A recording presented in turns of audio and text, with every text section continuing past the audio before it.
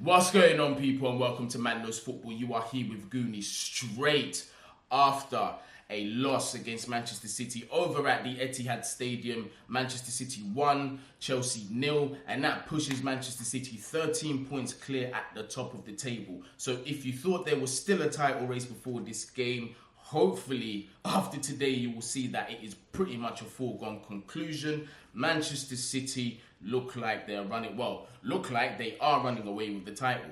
It is what it is, and now it's about reverting to being a cup team, and hopefully we can do good domestically and in Europe to brighten up the rest of the season. There is still a lot to play for, you get me? I know a few of you are thinking, yo, Guni, you said you're just going to be doing lives, no more pre-records. Why are you doing a pre-record? Well, listen, I still got a lot of things to take care of in the new gaff, and today's a perfect opportunity to do so, so I won't have much time today to go live. So I thought I'd go old school and give you a pre-recording. But let's get into today's game. Obviously, with the setup, you can see the lineups on either side of me. As you can see, with Manchester City, a still pretty strong squad. They're not really missing anybody in that squad. Manchester City have been fantastic in terms of keeping their players fit this season. They've been very lucky to not be struck with COVID as often as other teams have so far this season. But these are the things that are going to help you win a title. And also the football that they play as well. They've been playing very good football. We cannot forget that as well. We've got to show respect. You get me? As much as I don't like Manchester City, you've got to tell things how they are. But for Chelsea, as you could see, we had to pick around our injuries. Our first choice wing backs, as we all know, were not available in this squad. So instead, as you can see, we went with Marcos Alonso and Azpilicueta. And we also saw Malang Sarr in the back three, who I thought deserved to get a starting place today, especially after his performances against Tottenham. And he did. We're going to talk, well, do you know what? I'm not going to get into Malang Sarr now. We're going to get into him later because that kid deserves props, you get me? But based on what I saw earlier on in the season at Stamford Bridge, where we were super passive and we was just pinned back and allowing Manchester City to play and dominate us in our own half, it was different today. Obviously, the scoreline is the same, another 1-0 against Manchester City. But today, I'm not going to lie to you. Our performance, goalkeeper, done his job. Defence, definitely done their job. Midfield, worked their socks off today. Kante and Kovacic, they worked their socks off today, absolutely. That front three was just not it for me today. It just wasn't. I was very disappointed by them with what I saw. The touches. This is what I say about Lukaku. Listen, I'm not going to scapegoat him and say everything that went wrong was down to Lukaku, because there are other things that you have to look at around it in terms of the balls, the lack of service that he also gets from the rest of his players, the poor deliveries in the final third, the overhit long balls, the bad crosses, you get me? The free kicks that are not even beating the first man. These are common issues, and of course they're going to affect the striker. Lukaku should be banging 25-30 goals this season, as much as we don't like him currently right now in terms of, because I know a lot of us Chelsea fans, we're still fresh with the memory of the Lukaku interview, and that's obviously playing in some people's judgment. But we've got to remember that this is a guy that has been consistently getting 20 plus goals this season, and we have to be real and tell it like it is. Our service to him is not good enough. It's not good enough. And when you flip that coin though, when we do play the ball into him, his touch is just nowhere near good enough outside of the box. Romelu Lukaku, man, this is the thing about him. If you don't play to his strengths, it's just going to be a frustrating player. Just listen, like just his technicals, I said this with Eunice as well, his technicals outside of the box, outside of the hold-up play, they're just not good enough. They're just absolutely not good enough. He's 28, 29 years old. If he hasn't learned by now, I don't see him massively improving anytime soon. So, you get me? We got to find a way to play to his strengths. And personally, I don't think Lukaku should have started the game today. Some of you may disagree with me. And I'm just basing this on the fact that his record against the top six isn't the greatest. I don't know why we didn't see Kai Havertz today. Maybe he's still injured, but I would have liked to see Kai start the game. And I would have liked Thomas Tuchel to be a little bit more reactive during this game, to tell you the truth. Manchester City, they didn't dominate us like that though. That's the thing. Even in front of goal for them, yeah, I'm not going to lie to you, they were pretty wasteful for a club of their standard. For what we know, Manchester City, they weren't the best in front of goal. It was really a moment of individual brilliance from Kevin De Bruyne. A lovely shot from outside the box, curled it around Kepa, bottom corner, you get me, 1-0. 1-0. And then the funny thing is, and this is what really frustrated me, after that is when Chelsea came out of their shell and started playing. Now, whether it was down to the substitutions, it could be said as well. The Callum Hudson-Odoi and Mason Mount coming on might have made a difference. It might be so. Well, I think so. I think Callum Hudson-Odoi, when he came on, I thought he done pretty well. It's just the delivery again. Those deliveries, the free kick, not good enough. The cross is not good enough in the final third, bro. It's not good enough. And we can't keep saying this. Listen, I know he's one of our own. He's a Cobham boy. But if he doesn't improve on that side of the field, he'll never be good enough to be playing for Chelsea Football Club. And I'm going to be the one to say it. Listen, I ain't going to hide. I'm going to tell you straight up and down. If he does not improve with his delivery, his execution in the final third, whether it is in front of goal or whether it is a cross or whether it is just making the right decision and playing the ball to the right attacker, he will never succeed at this club. And we have to be realistic with it. Because if we want to chase silverware, we need clinical and decisive players, especially in that final third. There's a term there that I just used, individual brilliance. And I used to banter Manchester United for being individual brilliance FC. But do you know who doesn't have any individual brilliance in their team? Chelsea. Chelsea Football Club. The system is so rigid, and listen, I don't know whether this is a criticism of Tommy T or not, but the system is so rigid, right? And to be fair, I was watching Nini on his live stream as well, to be honest. I was watching that live stream.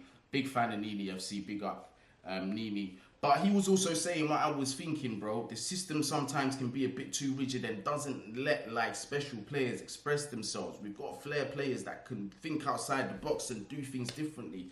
Our system doesn't allow it. Sometimes it just feels like monotonous and it just feels like everything has to go through the system. So definitely I'm going to agree with Nini FC on that one. Let's talk about Malang Sarr. Again today, Malang Sarr I thought was brilliant. Defensively, I thought he was fantastic. I thought he actually picked up from where he left off against Tottenham. Now, we know going forward, Malang Sarr, that is definitely not one of his strengths. Quite a few passes being played backwards might have stifled a few attacks going forward. But we know that that's something that is not in his locker. The guy primarily has played as a centre-back throughout his career. A few stints at left-back at Nice. I believe it was under Patrick Vieira, who was manager at the time, that was playing him as the left-back. If not, somebody in the comments will definitely correct me, I'm sure of that. But I thought he done his job well. He definitely done his job well today. I thought him against Bernardo Silva was definitely going to be a test. I thought he done well against him and Raheem Sterling as well. I thought he done all right. Second half, he was beaten by Raheem Sterling, whose shot was just dragged wide. But you know what I will say about that? I thought Malang Sarr was good to force him at that angle to make it that bit more difficult for Raheem Sterling. It's these little differences in the professional game that often make a difference. Like literally just showing your man out, you're showing your attacker out to an angle that's a little bit more uncomfortable for them can be, is definitely a decider in many cases. But yeah, man, aside from that, defensively, I can't really say that we put a foot in wrong, to be honest with you. Even coming down to that De Bruyne goal, quite a few people were saying that Kante should have taken a yellow for him, but I definitely think he was, because Kante went to ground. I think he just missed the tackle. And De Bruyne obviously was free and then he was left to shoot. Boom, it was a goal, 1-0. So definitely I'm not going to look at Kante sideways for that. I do think the intention of that yellow card was there, but he missed the tackle. Let me just talk about that midfield pairing of Kovacic and Kante. They was absolutely everywhere today. Kovacic too. Now, a couple of misplaced long passes from Kovacic. He needs to get that back. We saw a couple of lovely balls from deep from him earlier in the season. He needs to get that back in his locker. Is that down to lack of match practice? Possibly so, but I thought those two were everywhere today. Defensively, they done their duties. They made it as difficult as they could for Manchester City. I thought Rodri didn't really have the usual game that he has. Even like a lot of Manchester City, I thought they were quite nullified. But going forward, a couple of standout players for them was obviously Raheem Sterling. He was stretching us a bit, definitely using his pace and his footballing intelligence to cause us problems.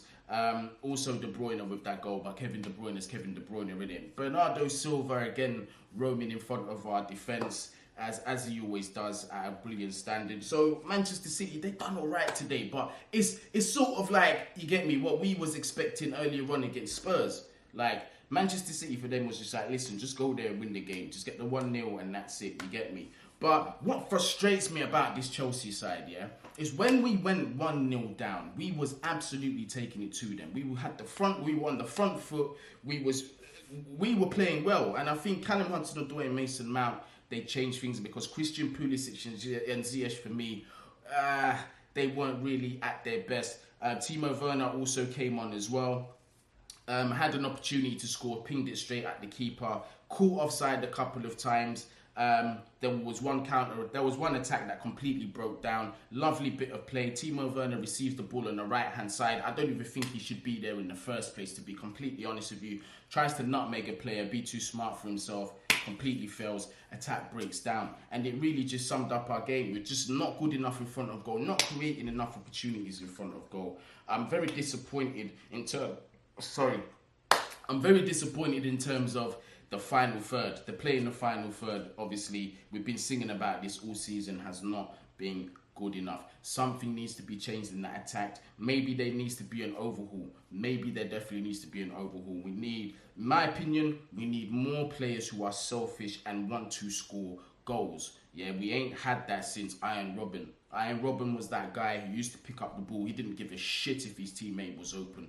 This geezer's running at his defender and he's got tunnel vision and he's trying to score goals. Obviously, his talent matched his arrogance, you get me? Like, he was allowed to do them things because he was that good. He was beating man at the dribble and he was getting end product. We need those kind of players back at Chelsea Football Club. And also, as well, it is not just an attack problem. I also think that Tchouaméni is going to be a key signing and he's going to change how we play.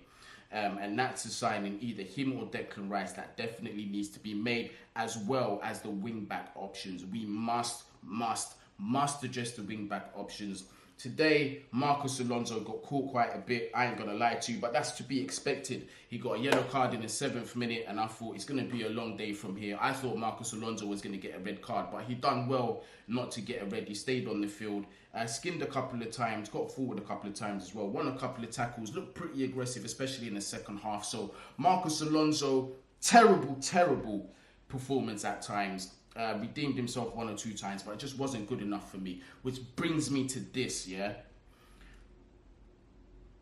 I'm going to go against my principles and say this. Lewis Hall, the 17-year-old who is currently developing at Cobham, should be considered as an option ahead of Marcos Alonso. That's how tired I am of seeing him. Marcos Alonso should not be playing games like this. Granted, our injuries has forced us for some of the players that we picked. You get me? But something needs to be done. Now, look, in terms of the result, I'm not super disappointed. I still strongly stand by the fact that we should have come away from there with at least a point. But we didn't. This is why Manchester City are champions. They're able to get results like this over the line. They're able to win when it matters. Unfortunately for us, we've been killed by injuries.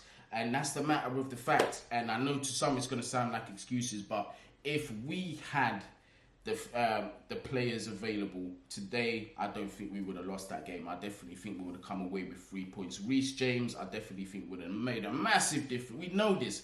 Chilwell, massive difference. All these guys would have made a massive difference. But we move. We've got cup competitions to be thinking about. We've got the FA Cup, we've got the League Cup final, which we are now in. We've got the Champions League and we've got the Club World Cup. So that is 4 trophies left to play for. So all is not lost. I wanted the Prem badly this year. Wanted it so badly. Unfortunately, December destroyed us. Towards the end of November, December destroyed us. The injuries completely finished us. So for a title challenge, we're going to have to be smart in the transfer market and we're going to have a good pre-season and go again next year for a title challenge. But I will be back with the lives, I do promise you. Make sure you do like, share, subscribe, leave your thoughts down there in the comments as well. I love interacting with you lot and getting to know you lot in it. So more of that, you get me? We're on the race to 5,000 subscribers. Help us get there, yeah? Make sure you help us get there. Also, Tune in on Tuesdays, League Gunners channel. Myself, Eunice, Northside. We do have our weekly football talks on the show. It is good fun, it's a good laugh as well, so make sure you subscribe to Lee Gunner and the rest of the mandem. But wherever you are, whatever you're doing, I hope you do stay safe. Over here in New York, it's like -4 degrees Celsius. It is chapping. And if you don't know what chapping means, it's an old school London road term in it for cold. Or as the New Yorkers would say, it's brick. You get me? But on that note, I am gonna get back to what I was doing. Bless.